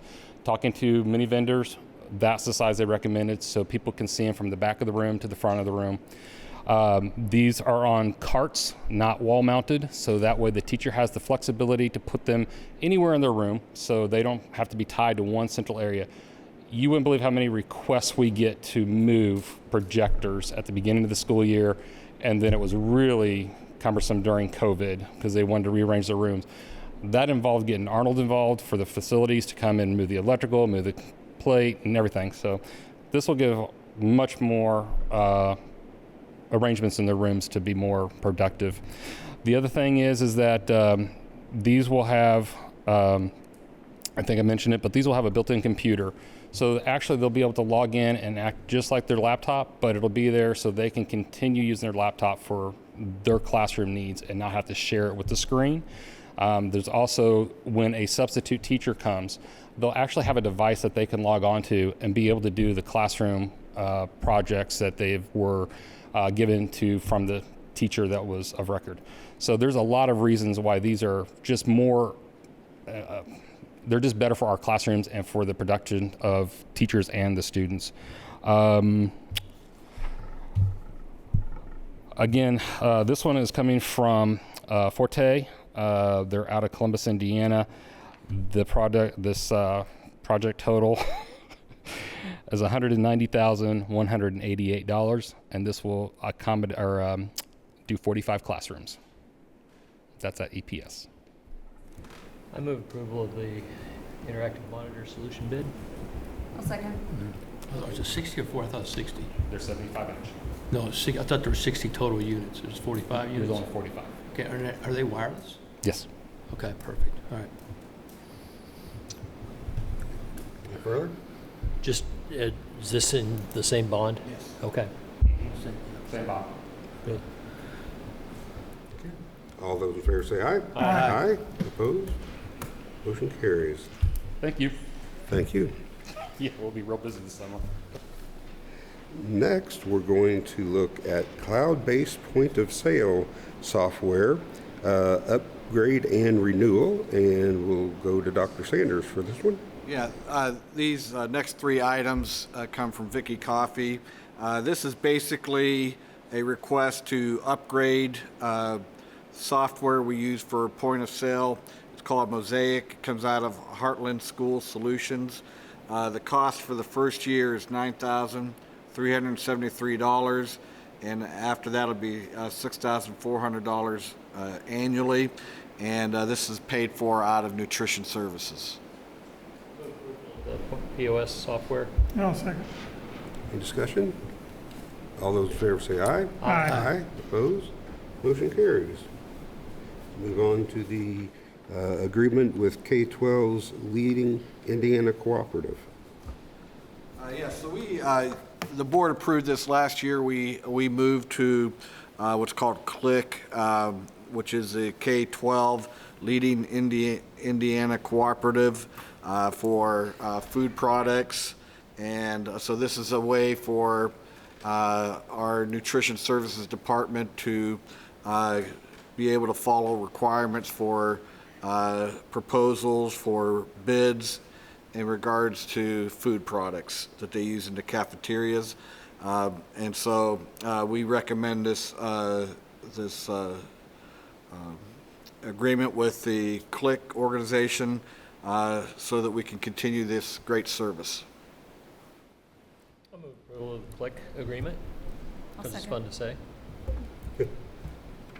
Moved and seconded. Any discussion? All those in favor say aye. Aye. Aye. Opposed? Motion carries. And then the next one for the health services is the Health E Pro contract.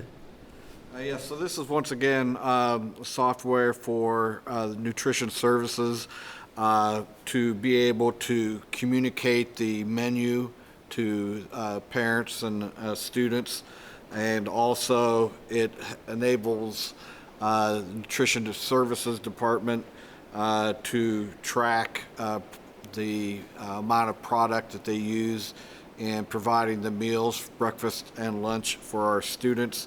The annual cost is $1,670, and this is half the price of the previous software that we've been using. So it's going to be a great opportunity for us, but also a way for us to reduce our costs.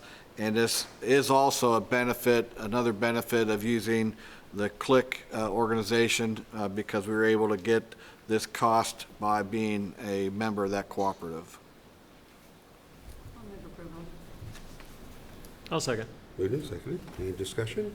Dr. Sanders, did they get everything smooth at the high school, at the cafeteria, when the kids check out now? Yes. It's all running smoothly? Yep. Perfect.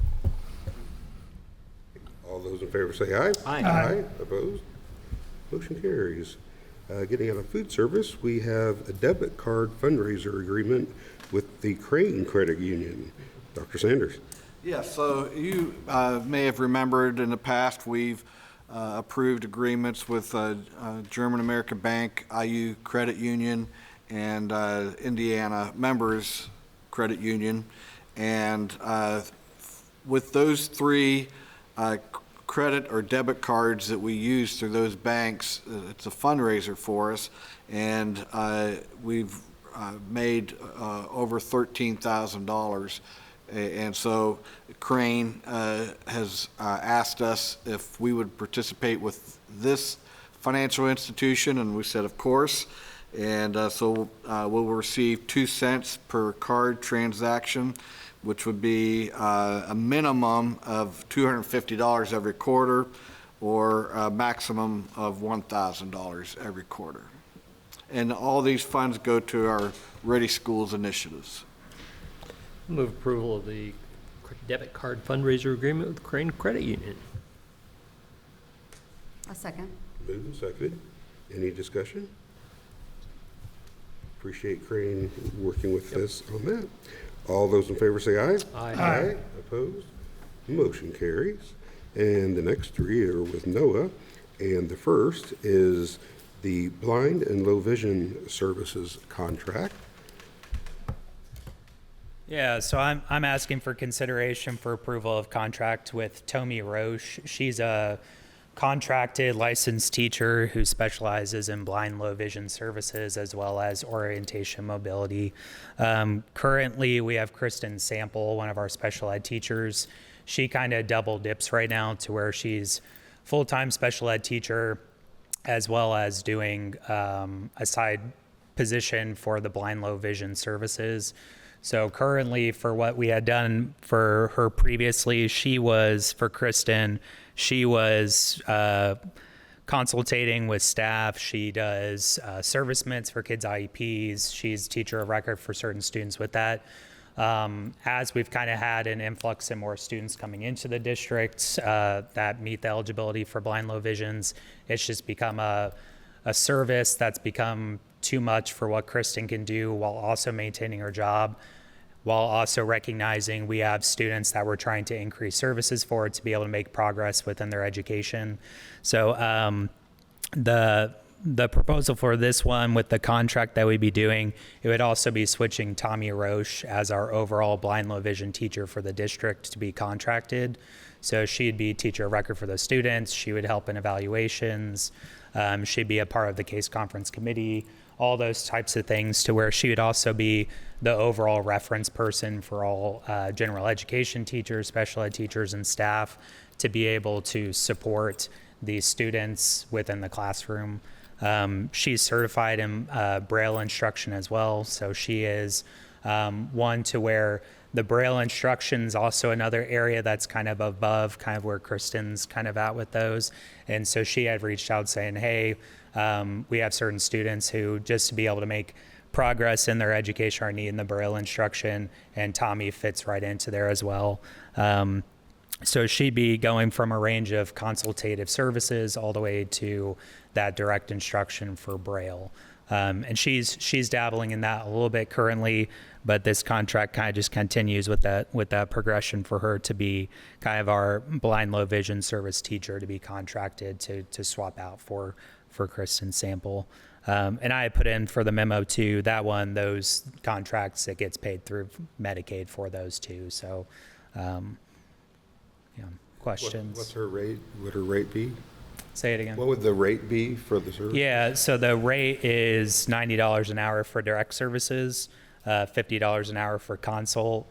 And when I kind of touch into the orientation mobility, she does both.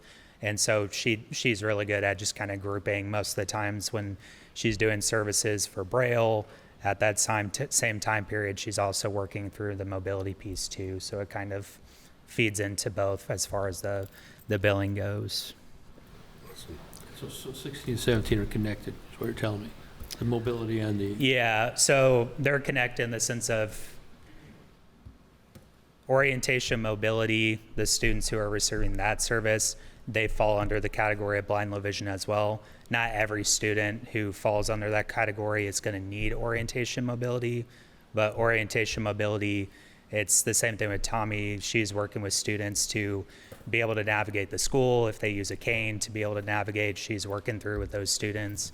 And she's also really doing a good job kind of working through students, also applying it to just transition into life as well. So working through the school, but then also teaching them skills to be able to navigate in their daily lives as well for kind of their transition. So yeah, they tie in.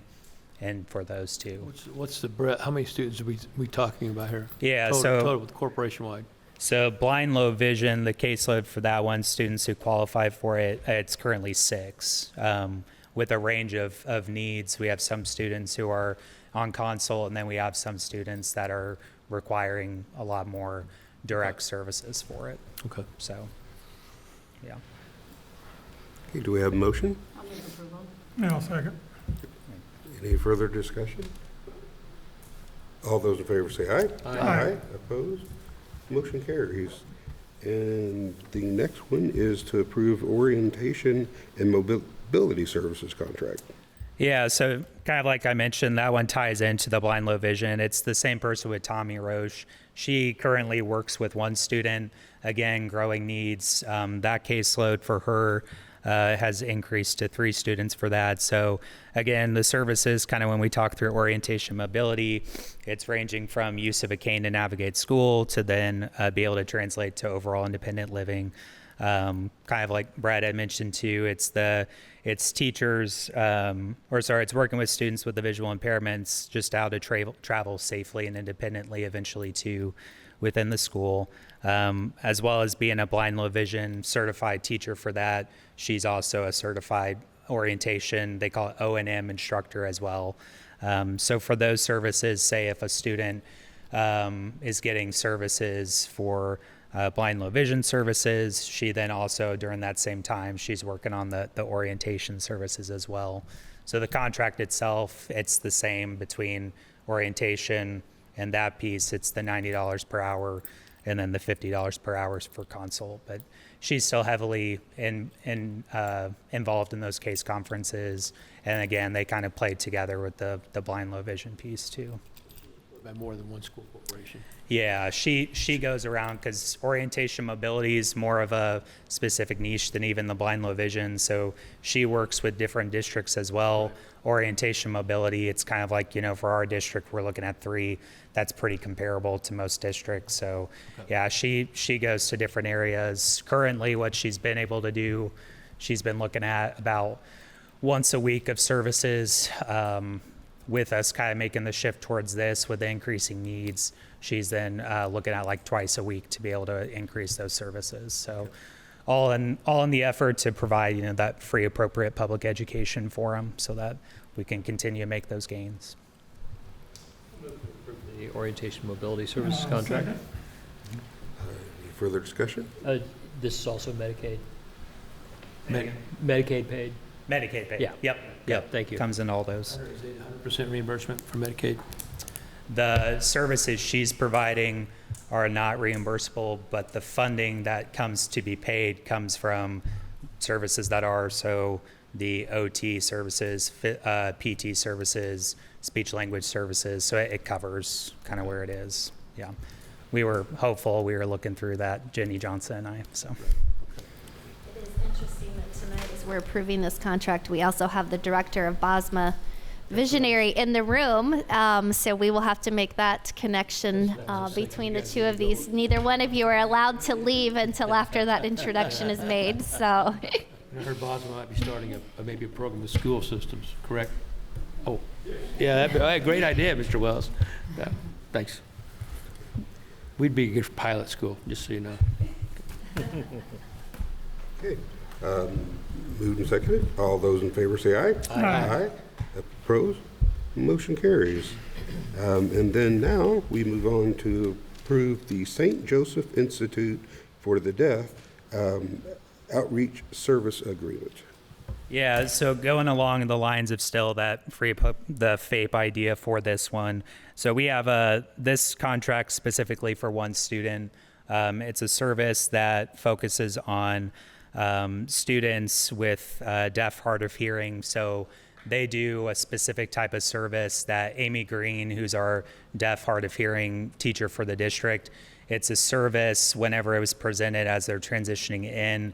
It's a service that's more specific to him, that's kind of outside the realm of what Amy's able to provide.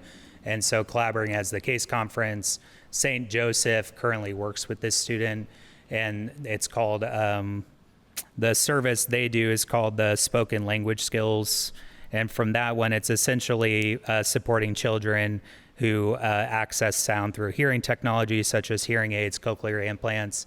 It's essentially teaching them how to be able to access all the sounds of speech and learn to listen, talk on par with their typically same peers. So it's one where St. Joseph, the contract for this one, it's looking to provide services going into the summer time, which we just reference as extended school year services, to then start making up those gaps as we carry into this upcoming school year. Services would be provided with the intention to fade out those services over time, but for the school year. But it's mainly transition then that student as they're joining our preschool. So service for that one, that's another one that would be paid out from Medicaid, and that one's $144 an hour in alignment with the student's provisions outlined in their IEP.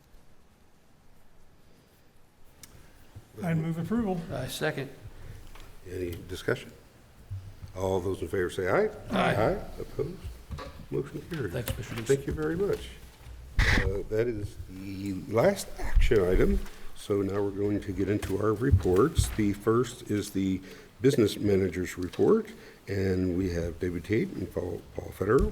And I think we might want to start the 3-minute clock again I'll for go these a while, reports. don't But worry.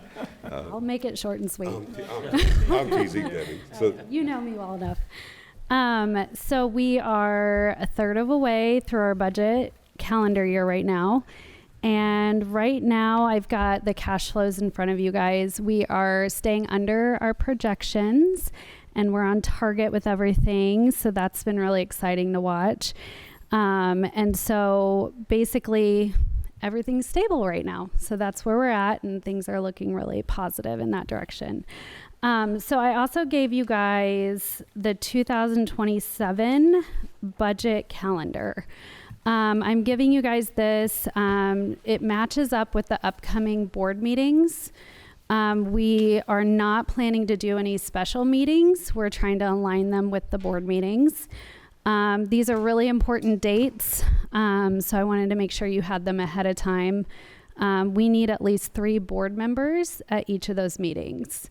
It's just important to have that so we carry through with all the budget guidelines that are in place.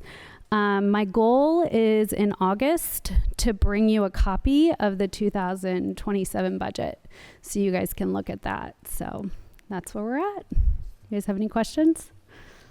Nope. Okay. I got a quick question. Yeah. Right, so I'm just looking at your 2 cash flows here. Yep. Make sure I'm reading this right.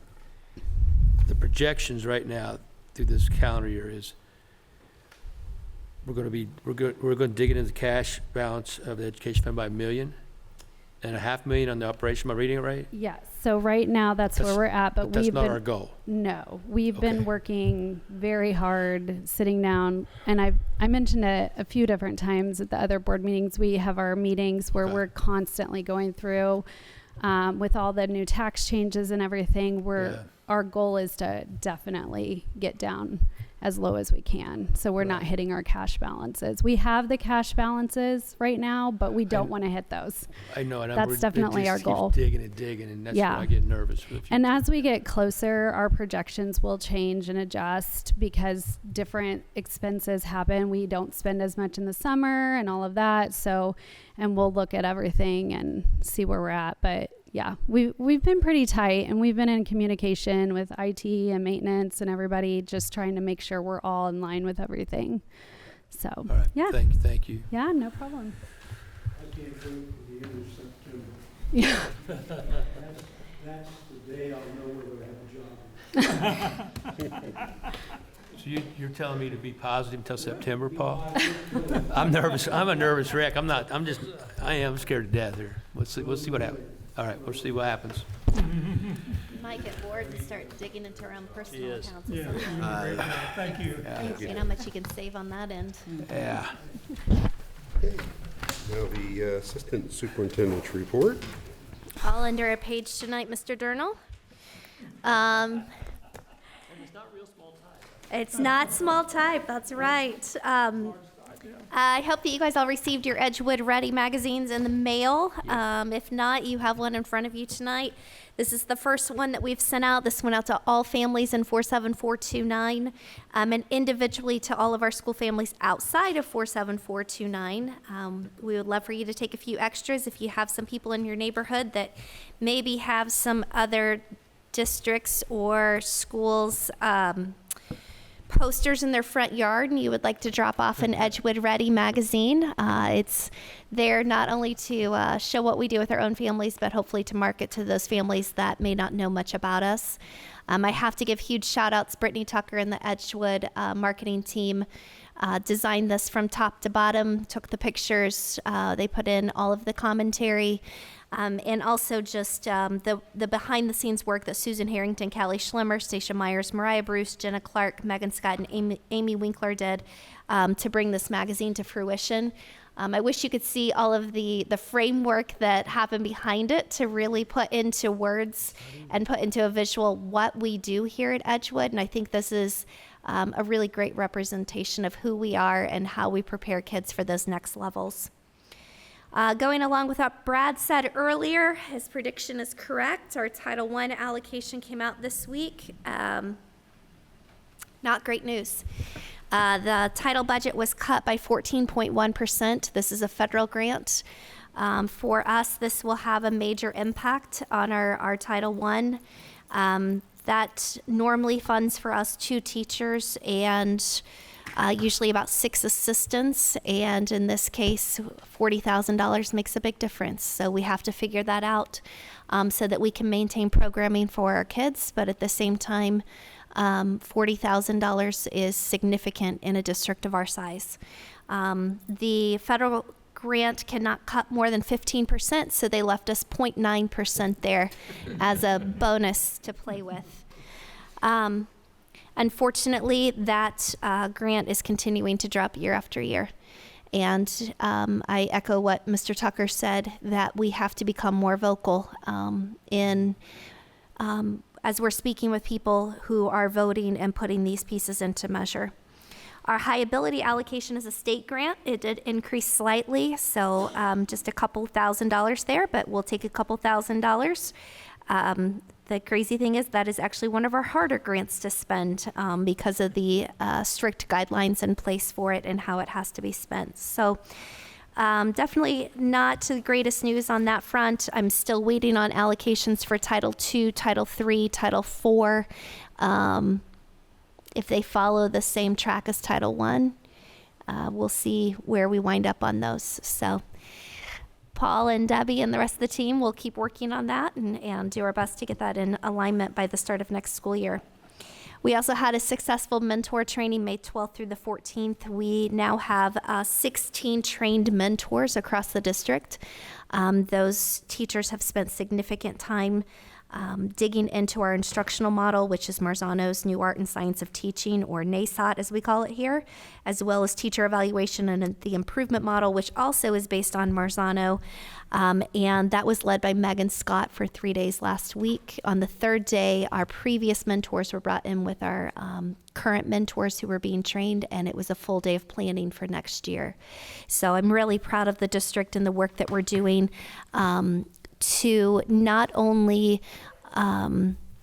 focus on our students, but also putting that focus on our teachers. Going back to what Mr. Chavez said earlier in his comments, I think this goes to show that we are investing in the work that our teachers do. And it doesn't matter whether it's a first-year teacher or a 20-year teacher, we recognize that we can all be better at our craft. And so this commitment to that, I think, definitely shows the work that we do here with our staff.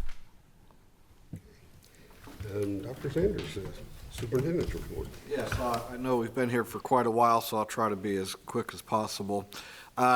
We wrap up the 2025-26 school year on Thursday, May 21st, and the next day I want to invite the board to the end of the year staff celebration. We will have pulled pork available in each of our schools, beginning at 10:45, and then around 12:15, we invite all the staff, teachers to the high school gymnasium to celebrate for some of our retirees and those milestones where teachers are making 5, 10 years, 15 years of service. And then we will have our competition between schools, and our reigning champ of Edgewood Intermediate School will be putting their title on the line. And I think it's EPS's year. So I think it's their year to win. I'm counting on that. So. And then, of course, our commencement will be, for the high school, will be Saturday, May 30th at 11 a.m. You know, I remember my first year as assistant superintendent, I think it was like 2002, and that first year was very challenging. And then the next year had its own set of challenges. And then I started the next year thinking, well, I wonder what this year's challenges are going to be. And, you know, I've kind of figured out so many years later that every year has its own challenges to overcome. And sometimes we're in the middle of those challenges. There are great things happening. And I just wanted to point some of those out to you tonight. We had our EHS Honors Night last week. And the Dollars for Scholars came through again and provided $86,500 in scholarship money and a new record for a total amount of scholarship funds of $1,901,878 worth of scholarships. And I think that's pretty amazing. A lot of community support. We had 2 Edgewood High School students who earned the Monroe County Lilly Scholarship this year. Our Marching Mustangs won a state championship again. Our positive enrollment continues for another year. And if you remember, I mentioned that 80% of school corporations in Indiana are in declining enrollment, and we're in that 20%. So I think that's another plus for Edgewood. A lot of great, obviously we have great teachers, staff, administrators, quality programs. Jennifer mentioned the Edgewood Ready magazine. If you go through that, you can see all kinds of highlights. And then our Coffee Corral, our student-run business, I thought last year was amazing numbers with $30,000 in sales, and now they're over $50,000 in sales. Student-run. All of our schools achieved a level 1 and high reliability schools, and so that's pretty awesome itself. We expanded the high school kitchen and cafeteria, and you ought to go over and have lunch at the high school cafeteria sometime. Really any of our cafeterias. It's really good food. The field house is booked solid all the time and utilized in a variety of ways. Our new Edgewood Early Childhood Center had a successful first year, and as you know, Board, we have our plans set for future construction projects, and those are already underway. So overall, it's been a really great school year. And for board member comments, we'll... RBBEA. Oh, RBBEA. Oh, I'm so sorry. RBBEA comments. Ty's in there so patiently. We're trying to cut things short tonight. Yeah, sorry about that. Good evening, everyone. Thanks for sticking around. I just wanted to highlight one thing that I am sure is already on everyone's radar, but just going into the fall, and that's the ramifications from House Bill 1004. The bill removes from the regular teacher contract the number of hours per day that the teacher is expected to work. This applies to all teachers who teach under that contract. ISTA is fully aware that teachers already work well beyond this school day on numerous additional duties brought to them by their administrators, and we continuously shared this reality with lawmakers, and that was not something that was heard. So this is now something that we are going to be bringing to the board through bargaining in the fall, trying to get this language approved by the school board since we can't get it through the state. So again, I know that's already on everyone's radar. I just want to use my voice to keep highlighting that tonight. And then just on a personal note, this would have been for April's school board meeting, but over at the high school, we have 3 teachers who are leaving that are good friends of mine, and that's Katie Brookman in science, Allison Kingsley in art, and Rachel Mathias in English, and I just wanted to, give them formal recognition. They're really good people. Thank you. Thank you very much. Thanks, Ty. Sorry about that. I didn't mean the jump. So now, board member comments, and again, I'll start with Mrs. Jacobs. I already made my major announcement, but I didn't want to miss any of the students because, again, they're the reason why we do what we do. And they're always in our vision, no matter what's going on in the corporation, big things, small things. The students are always the first we think of. And I really, it is so good hearing from them. that's why we really enjoy having the Mustang moments, because we get to see them in their element. We get to see what they're doing, and hearing the students be able to voice their concerns to us. I hope that empowers them to continue to work towards greatness, and I think it will.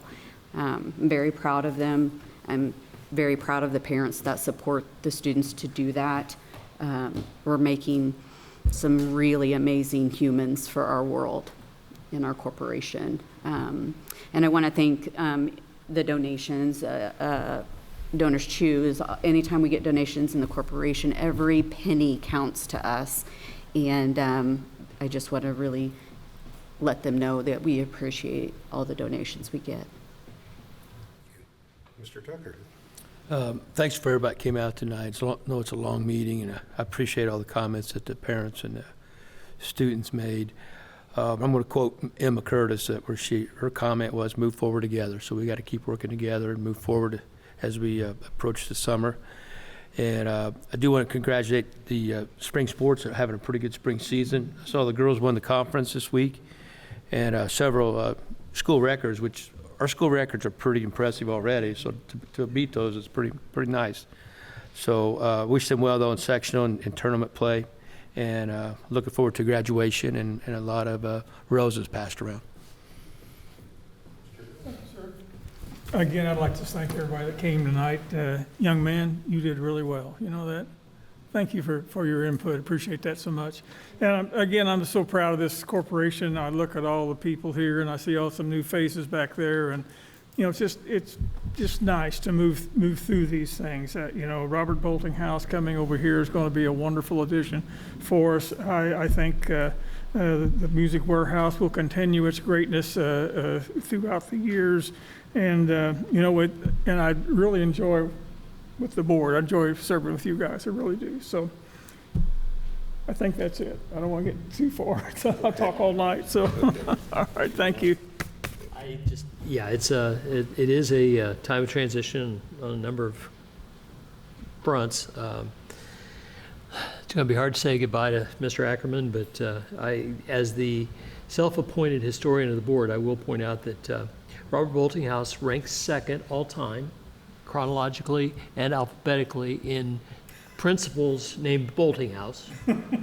We had a Jane Boltinghouse at Ellisville Elementary back in the mid-60s, or mid-90s rather. He does rank first in yards rushing. He also ranks first in grades achieved in Mr. DeMoss's sophomore English class among principals, not everybody, but he did okay as far as principals are concerned. So, but we've got a lot of great people leaving us, whether it's retirement or moving on to other places. Good luck to all of them, and that's all I want to say. Thank you. I appreciate Mrs. Jacobs' words earlier to everybody. I thought that was perfect, and I don't think there's any way to say it any better, so I won't even attempt to go down that path. I just echo what she said. That was beautiful. In many ways, for